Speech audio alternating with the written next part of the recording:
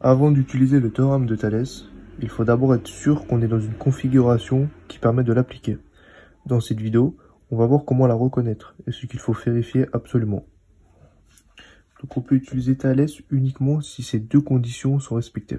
C'est-à-dire que s'il y a deux droites qui se coupent ou deux triangles emboîtés et qu'une droite elle est parallèle à l'un des côtés du triangle. Et les points doivent être bien alignés sur les côtés. A, D et B alignés et A, E et C alignés. Donc nous allons tracer un triangle ABC.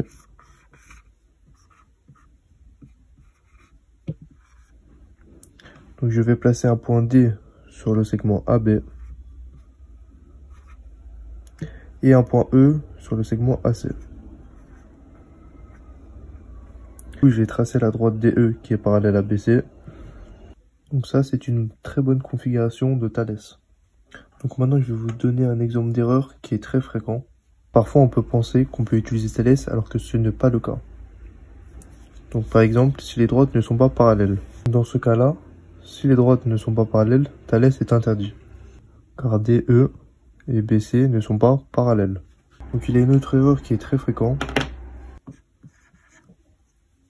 C'est quand les points ADC et DAB ne sont pas alignés correctement. Donc en conclusion, avant d'appliquer Thalès, tu dois toujours regarder la figure et vérifier est-ce que j'ai bien les points qui sont alignés et est-ce que j'ai bien une droite parallèle à un côté du triangle.